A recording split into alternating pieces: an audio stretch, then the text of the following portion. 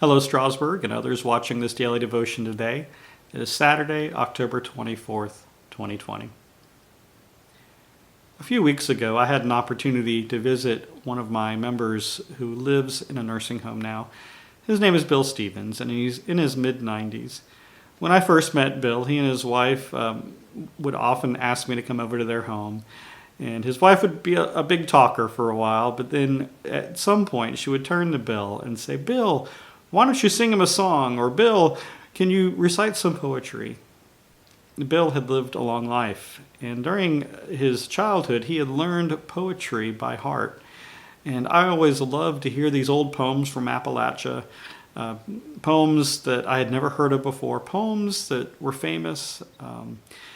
A couple weeks ago I had an opportunity to visit with him, and I brought along some poetry and some other readings for him to be able to post up in his room and reflect on.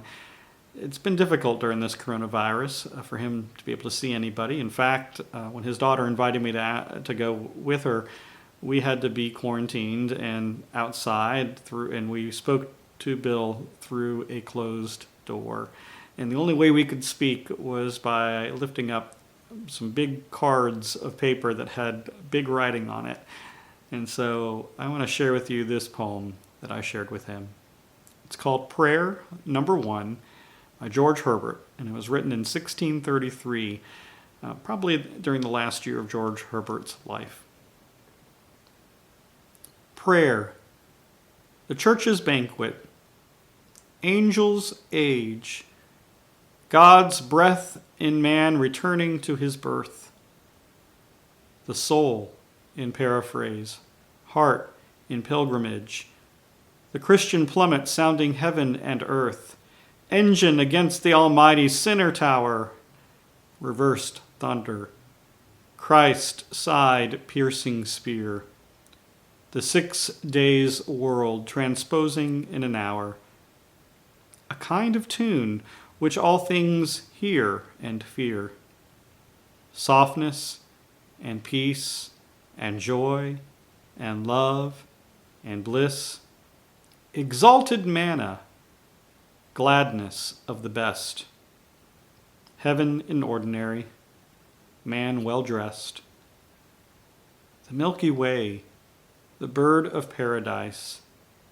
church bells beyond the stars heard, the soul's blood, the land of spices, something understood. If you ever had to analyze this poetry in college or high school, you may have noticed all the allusions that George Herbert has added to the story of Christ. Even that last line, the land of spices, makes you think about Jesus' death and resurrection. I want to share with you a song called Breathe on Me, Breath of God. I hope you enjoy it. It is one of my favorite hymns when I need to be contemplative, when I need to think about how God continues to speak to us. And I hope these words of George Herbert have spoken to you and brought you to a place of joy and curiosity and creativity. Will you join me in singing the hymn, Breathe on Me, Breath of God?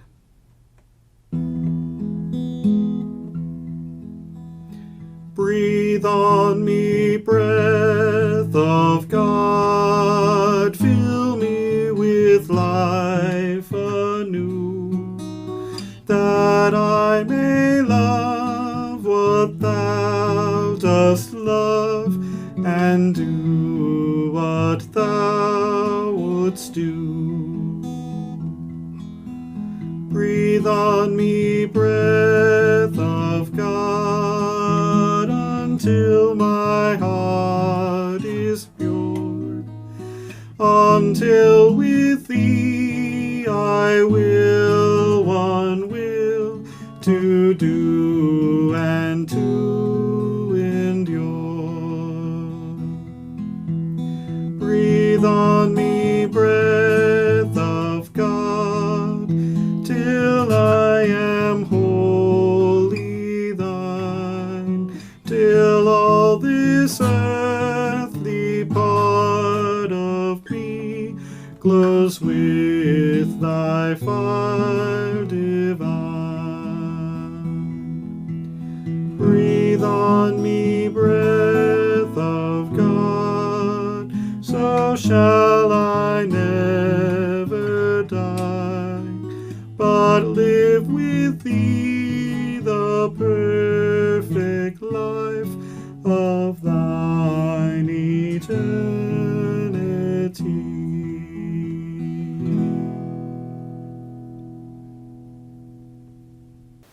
Thank you for joining me today. May God bless you on your journey, and may you continue to pray with the Spirit of God's love inside you. Amen.